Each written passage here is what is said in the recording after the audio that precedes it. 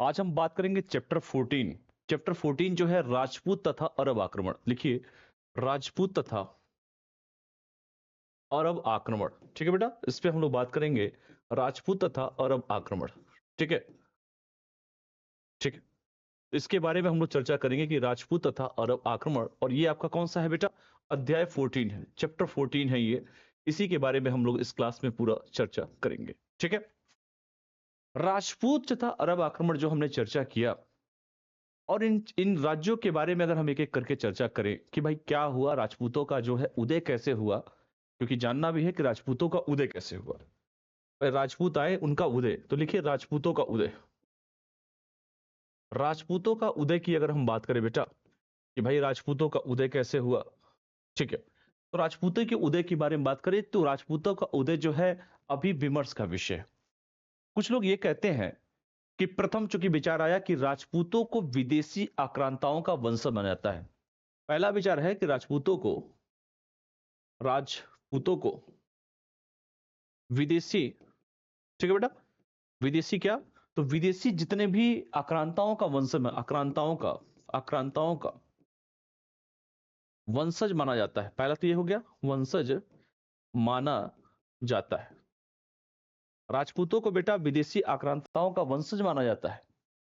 इन्हें जो है शक हुड़ कुषाणों से, इन्हें लिख लीजिए, शक हुड़ कुषाणों, लिख लीजिए कि इन्हें शक से, हुड़ से, कुषाणों से अगर हम बात करें बेटा, उद्भूत माना गया है, उद्भूत माना गया है।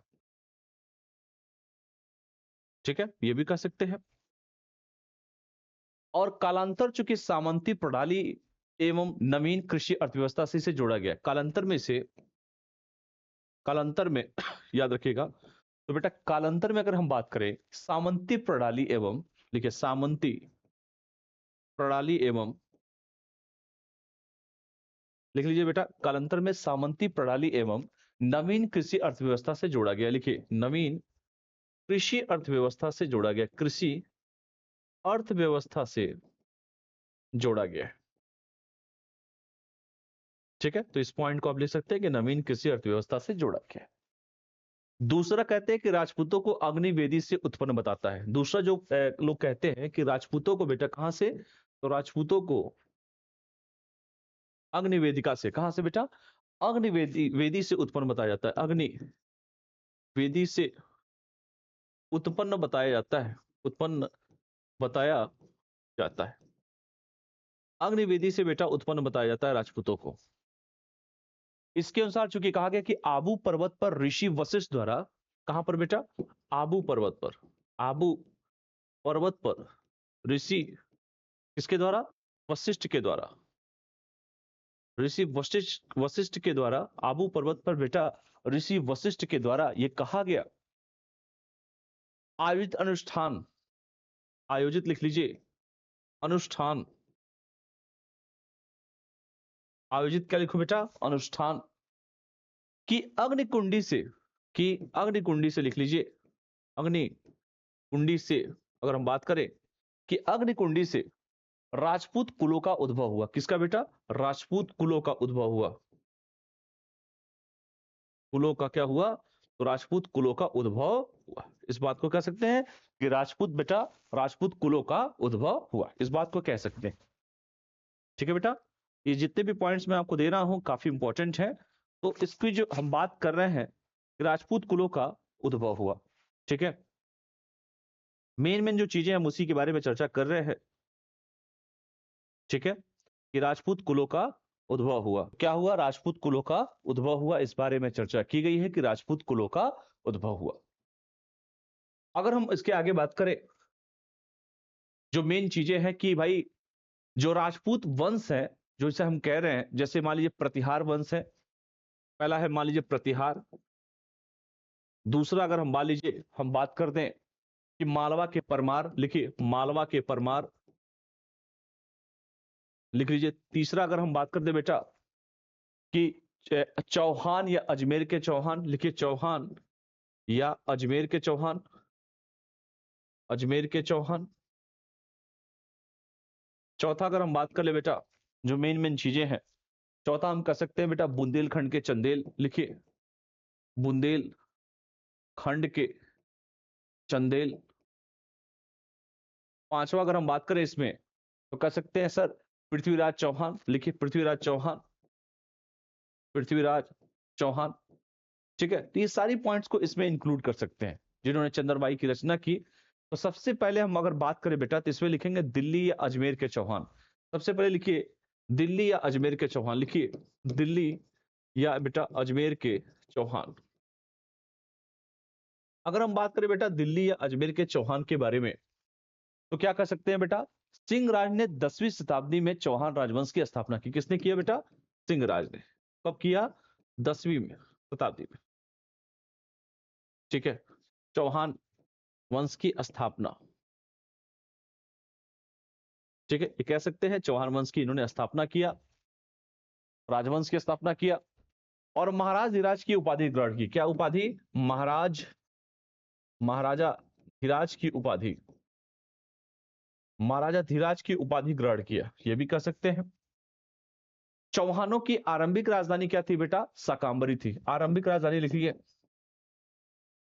शाकंभरी, क्या थी, शाकंभरी। आरंभिक राजधानी बेटा शाकंभरी थी, यानी कि जयपुर के निकट, लिखिए जयपुर के निकट। शाकंभरी कहां पर है बेटा, तो जयपुर के निकट, जिसे बाद में स्थानांतरित करके अजमेर लाया गया। बाद में स्थानांतरित किया गया, स्थानांतरित, और कहां लाया गया, अजमेर। स्थानांतरित करके कहां लाया गया बेटा, तो अजमेर लाया गया।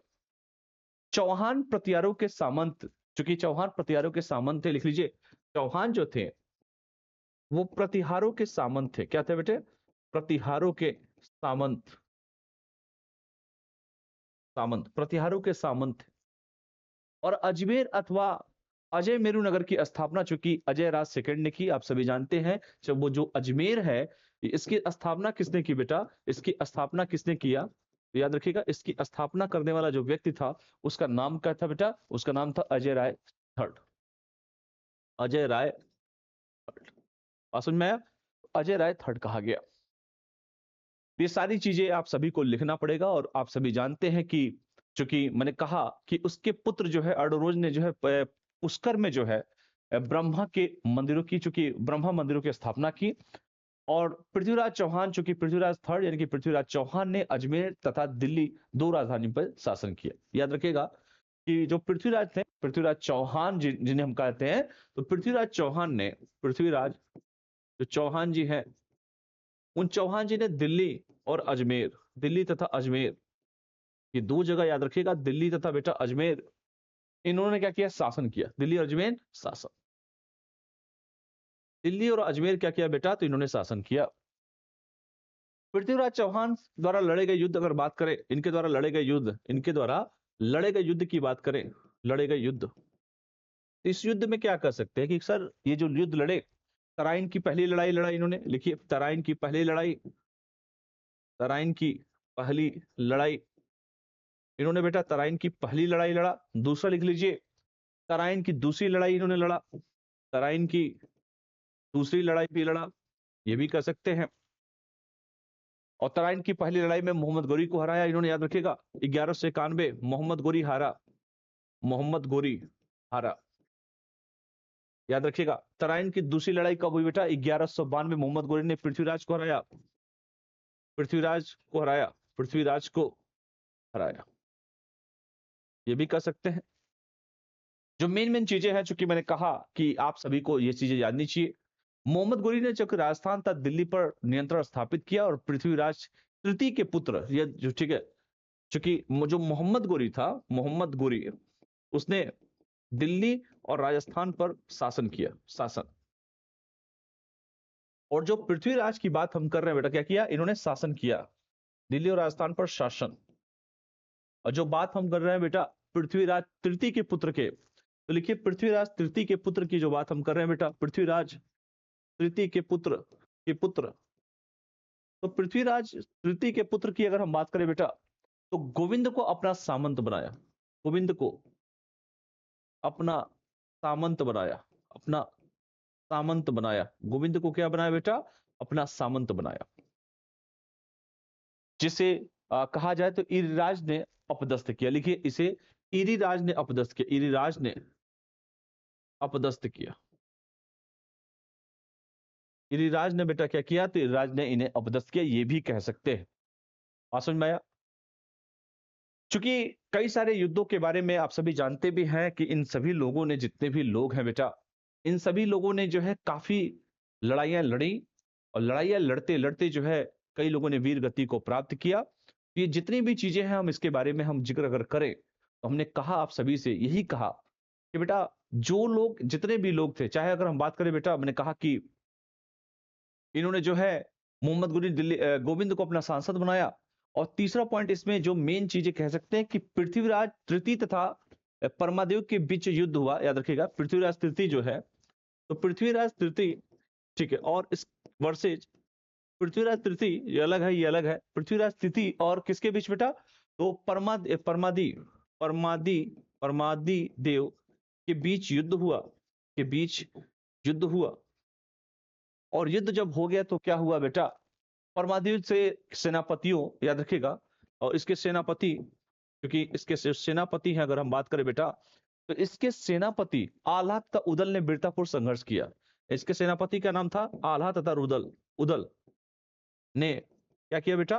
वीरता पूर्वक क्या किया? संघर्ष किया। लिखिए, उदल ने, आल्हा तथा उदल ने वीरता पूर्वक संघर्ष किया, वीरता पूर्वक संघर्ष किया बेटा,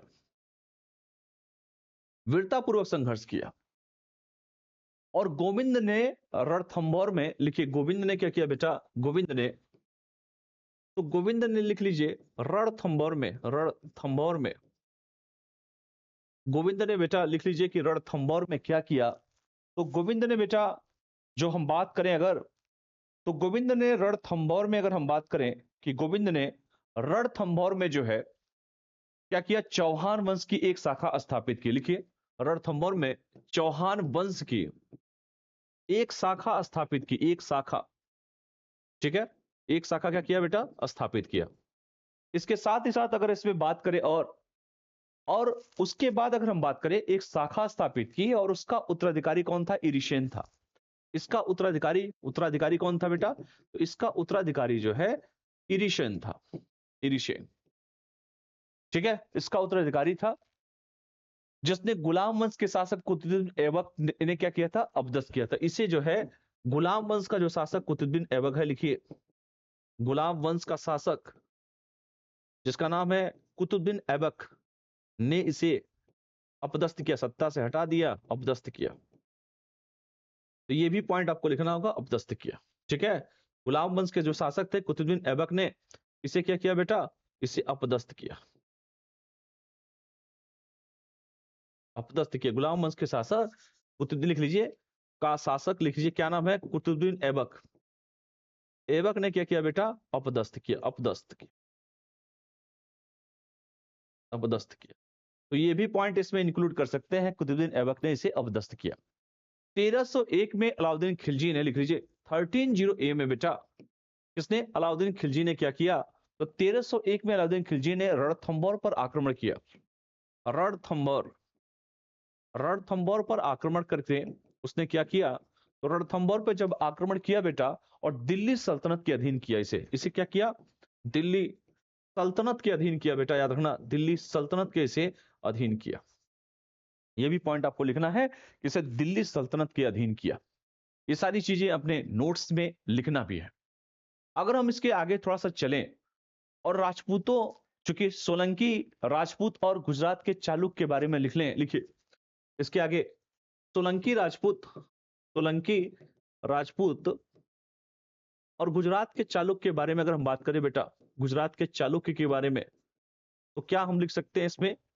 तो सोलंकी राजपूत और गुजरात के चालुक्य के बारे में लिखना हो तो हम लिख सकते हैं कि एक शाखा की स्थापना वरप्पा द्वारा, एक शाखा, एक शाखा की स्थापना, लिखिए एक शाखा की स्थापना वरप्पा द्वारा, वरप्पा द्वारा, लिखिए एक शाखा की बेटा स्थापना वरप्पा द्वारा लाट यानी कि दक्षिणी गुजरात में किया गया। कहां पर बेटा? लाट मतलब दक्षिणी गुजरात,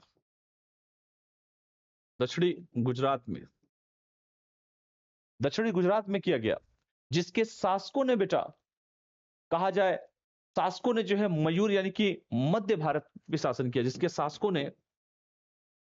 शासकों ने मध्य भारत पर शासन किया। मध्य भारत पर क्या किया बेटा? तो मध्य भारत पर शासन किया। भड़ौच यानी जिसे हम भड़ौच कहते हैं, इस साम्राज्य के प्रमुख नगर था। भड़ौच इस साम्राज्य का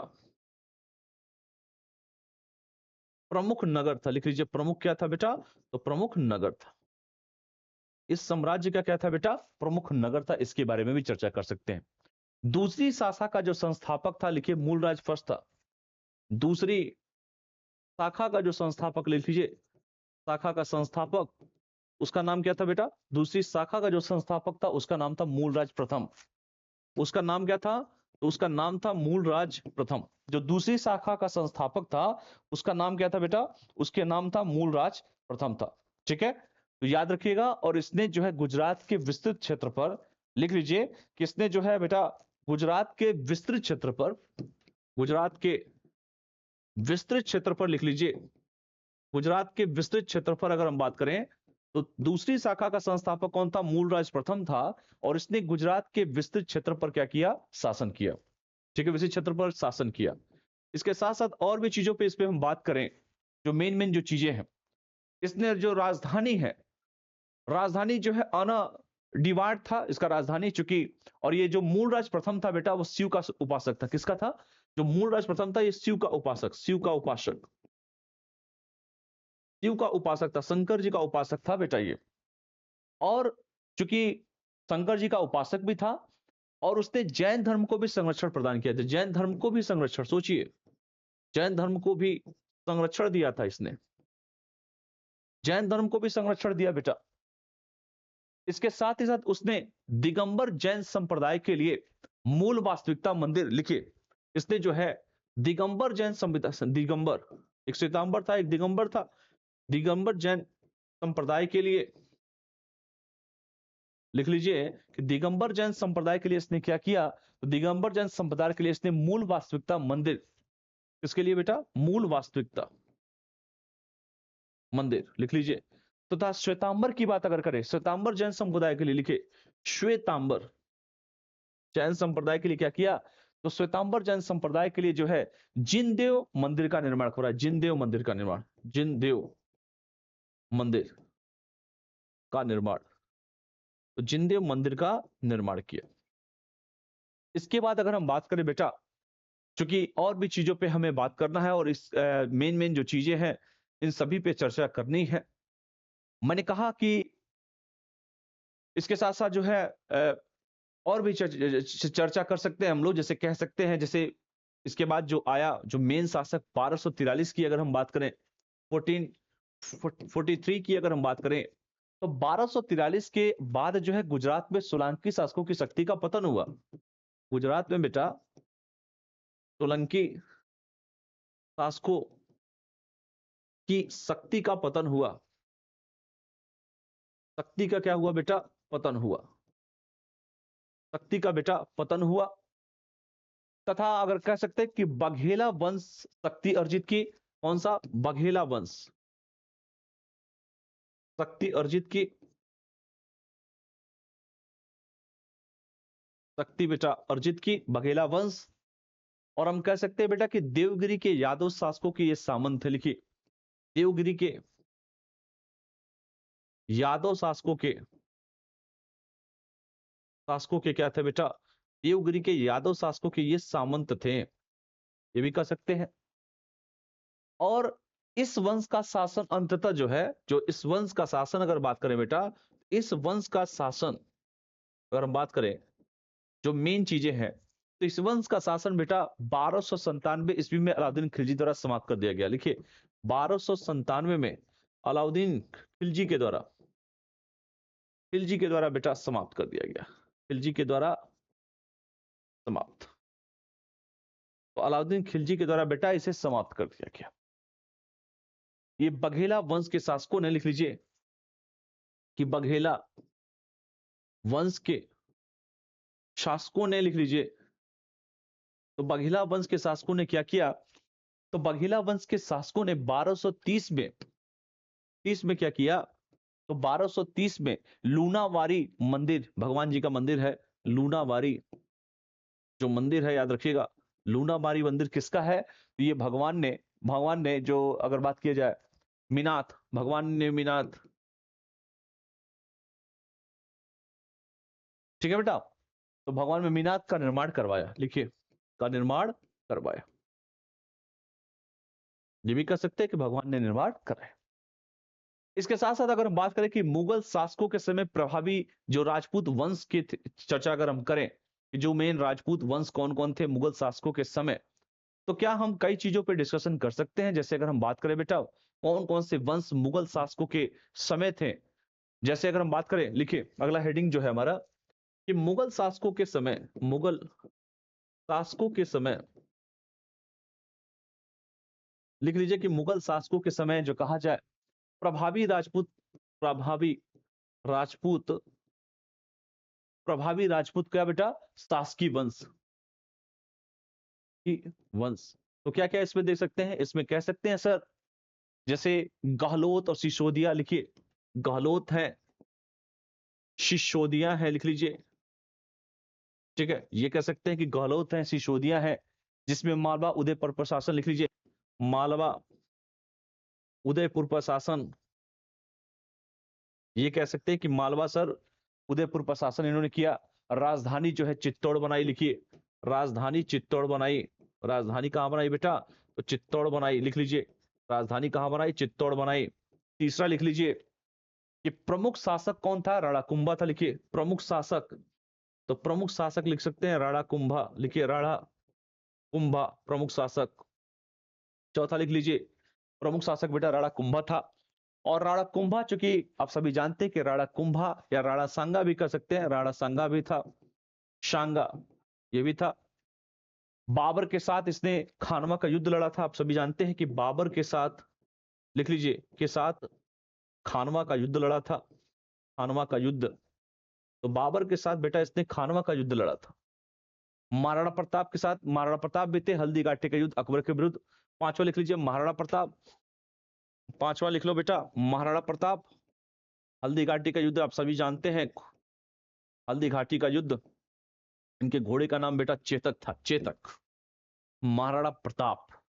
और राठौर के बारे में अगर दूसरा पॉइंट इधर बात करें बेटा, राठौर, राठौर में क्या क्या लिख सकते हैं बेटा, जैसे मालवा जोधपुर में शासन, लिखिए मालवा या जोधपुर में शासन, लिख लीजिए जोधपुर में शासन। दूसरा लिखिए क्या वो लिख सकते हैं बेटा, जसवंत सिंह, लिखिए जसवंत सिंह, जसवंत सिंह लिख लीजिए, ठीक है बेटा। मुगलों के उच्च स्तरीय मनसबदार, लिखिए मुगलों के उच्च स्तरीय क्या बेटा मनसबदार, लिखिए।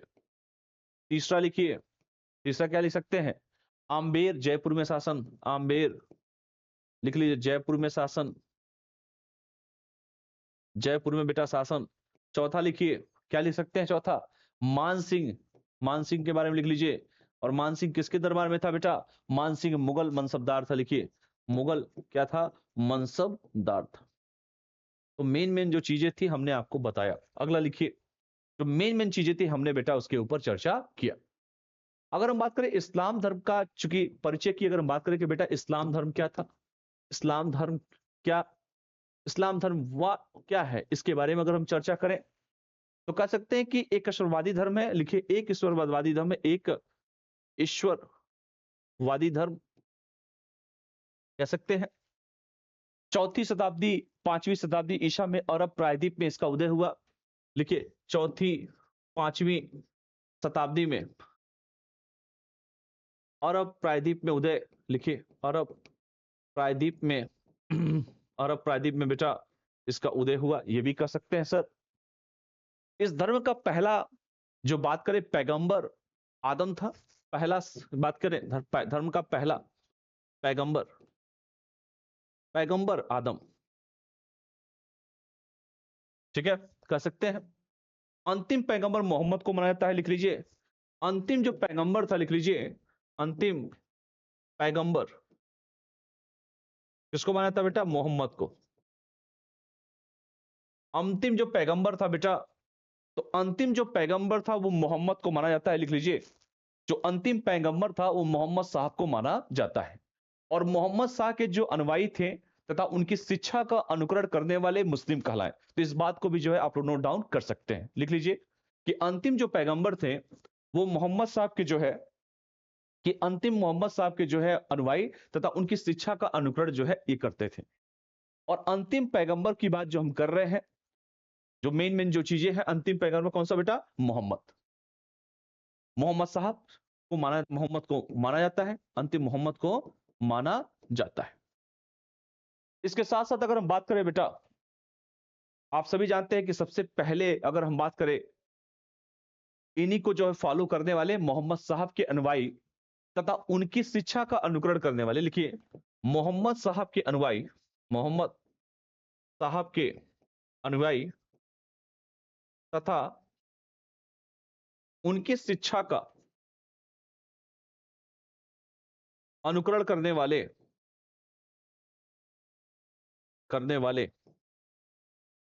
मोहम्मद साहब के अनुयायी तथा उनकी शिक्षा का बेटा अनुकरण करने वाले अगर हम बात करें, क्या कहलाए बेटा? मुस्लिम कहलाए। मुस्लिम कहलाए।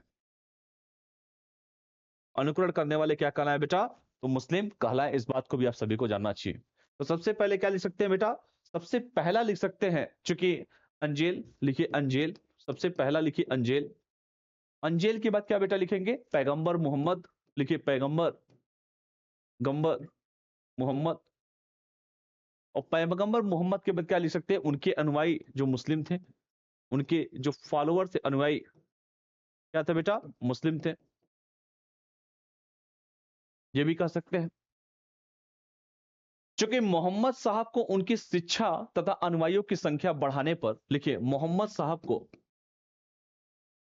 को उनकी शिक्षा, लिख लीजिए कि मोहम्मद साहब को बेटा उनकी शिक्षा तथा अनुयायियों की संख्या बढ़ाने पर, तथा अनुयायियों की संख्या क्या करने पर? तो अनुयायियों की संख्या बढ़ाने पर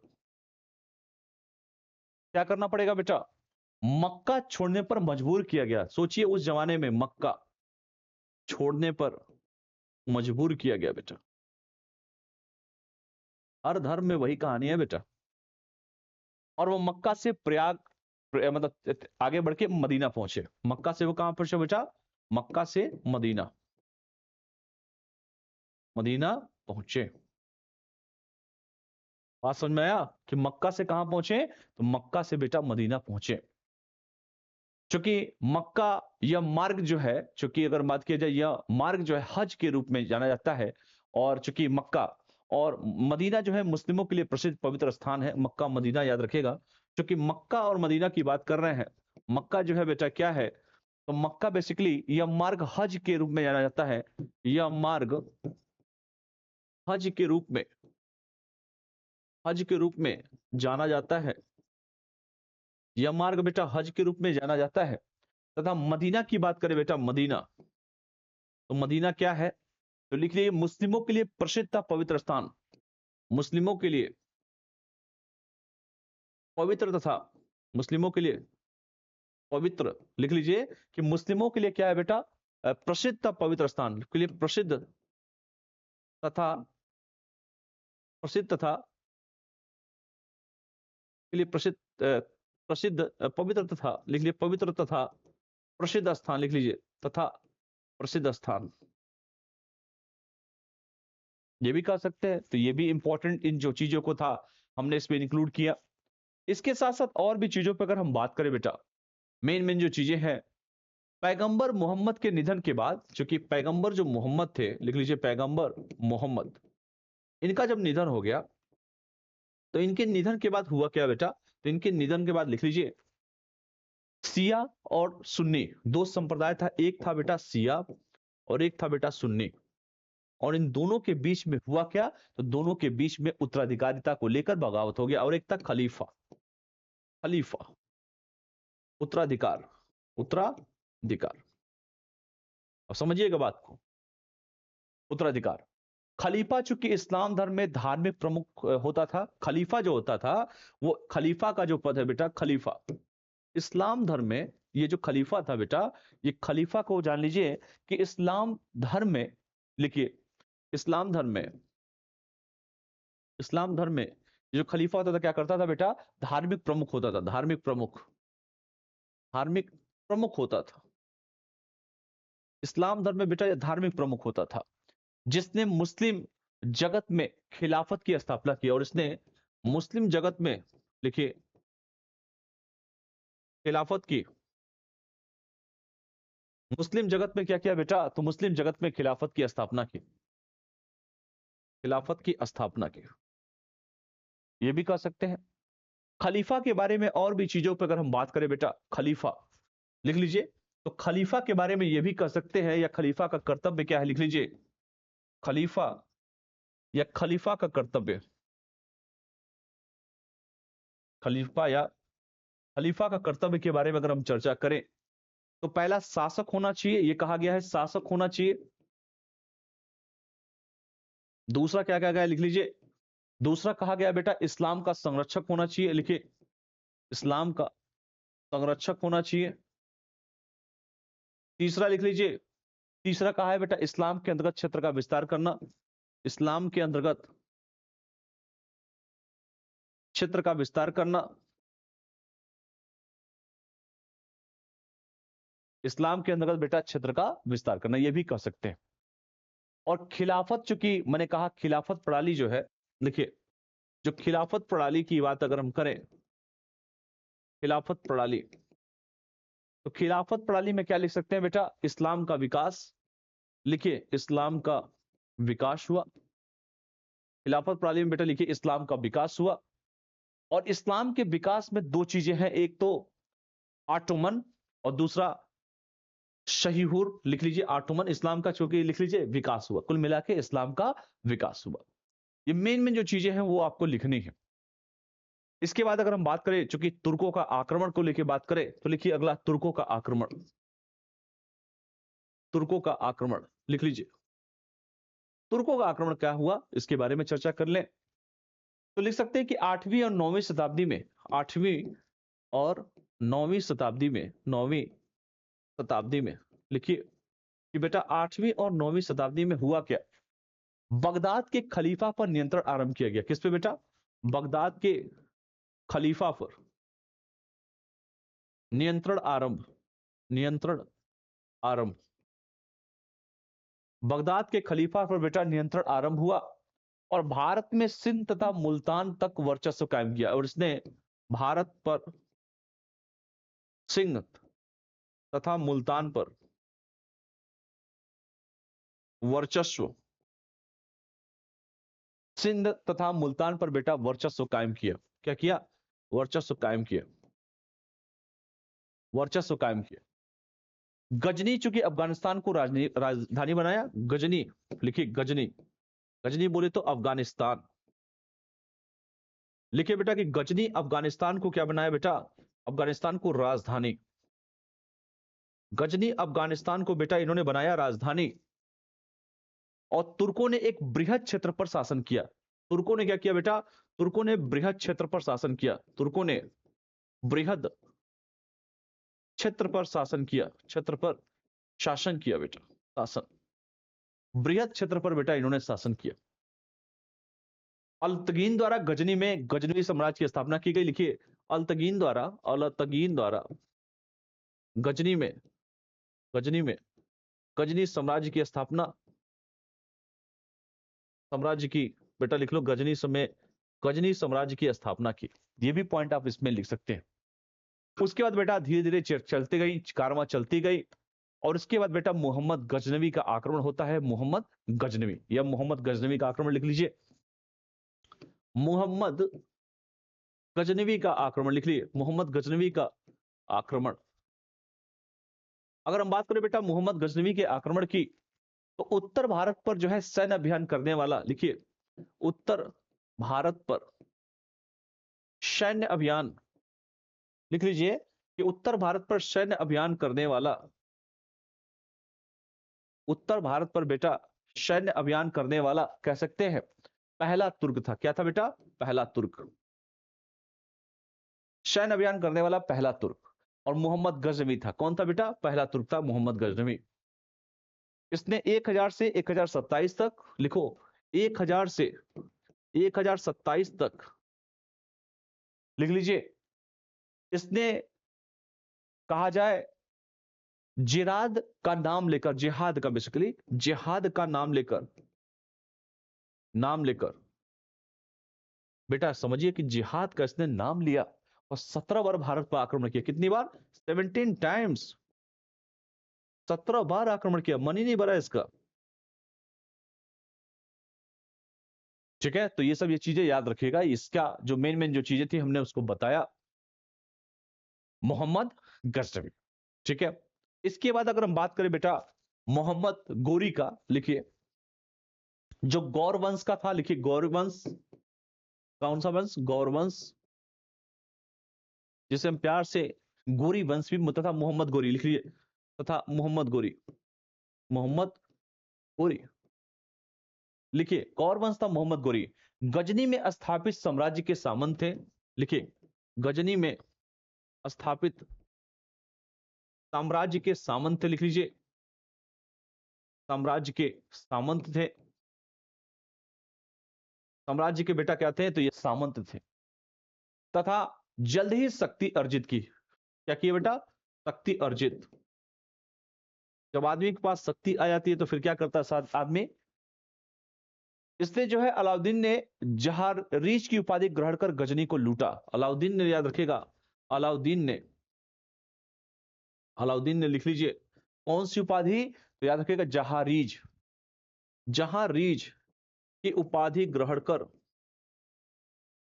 उपाधि बेटा ग्रहण करके क्या किया? ग्रहण कर गजनी को लूटा। किसने? गजनी को। गजनी को लूटा। समझ में आया सभी को?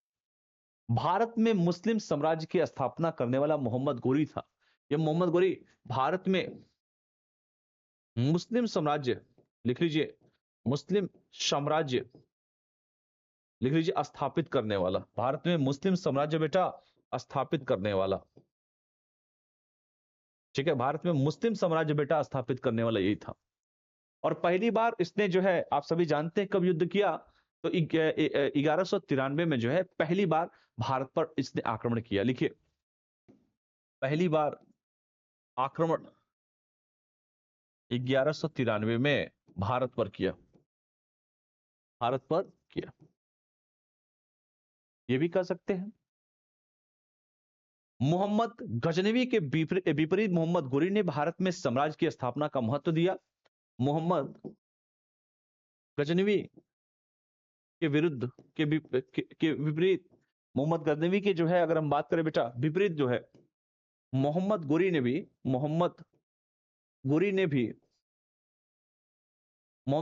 क्या किया बेटा? भारत में साम्राज्य की स्थापना का महत्व दिया। भारत में साम्राज्य की स्थापना का महत्व दिया। और महत्व ही नहीं बेटा, उसने अफगानिस्तान, ईरान, लिखिए अफगानिस्तान, ईरान, लिखिए अफगानिस्तान हुआ बेटा, ईरान हुआ, लिख लीजिए, चाहे अफगानिस्तान हुआ, ईरान हुआ, भारत हुआ, पाकिस्तान हुआ, लिखिए भारत हुआ, पाकिस्तान हुआ, लिख लीजिए। और इसके साथ साथ बेटा ताजिकिस्तान तथा तुर्कमेनिस्तान, लिखिए ताजिकिस्तान तथा तुर्कमेनिस्तान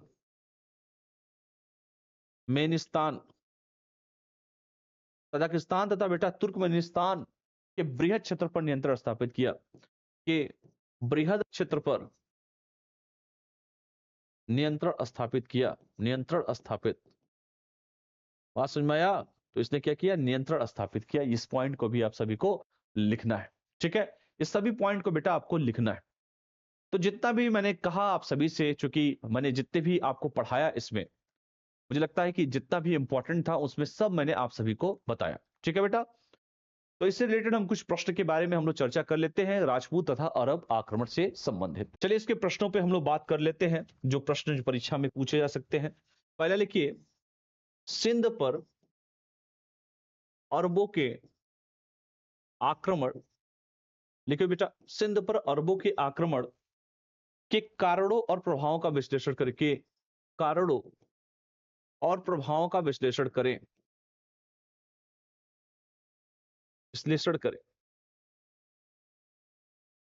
दूसरा लिखिए, राजपूत शासकों की राजनीति में, राजपूत शासकों की,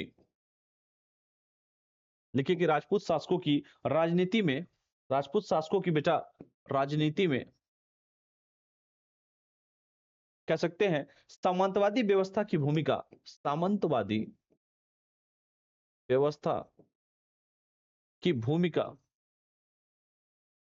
सामंतवादी व्यवस्था की भूमिका और उसके पतन के कारणों की समीक्षा करें, और उसके पतन के कारणों की समीक्षा करें, कारणों की समीक्षा करें, पतन के कारणों की बेटा समीक्षा करें। तीसरा पॉइंट लिख लीजिए, राजपूत तथा अरब सेनाओं की युद्ध रणनीतियां, अरब सेनाओं की युद्ध रणनीतियों की तुलना करें, युद्ध रणनीतियों की तुलना करें, की तुलना करें। ये सब पॉइंट आपको इस तरह के प्रश्न जितने भी दे रहा हूं, सभी प्रश्नों को बेटा करना है, ठीक है। तो सारे प्रश्नों को करने का पूरा प्रयास कीजिएगा, और उसके बाद जो है हम धीरे धीरे ये कारवां आगे बढ़ाते चलेंगे, और उसके बाद जो है हम लोग अगला जो चैप्टर पढ़ेंगे, जो काफी इंपॉर्टेंट चैप्टर है बेटा, जो सभी आप सभी जानते भी हो उस चैप्टर के बारे में, क्योंकि जितना भी क्वेश्चन दिया हो काफी इंपॉर्टेंट है, ये परीक्षा में पूछे जाते हैं।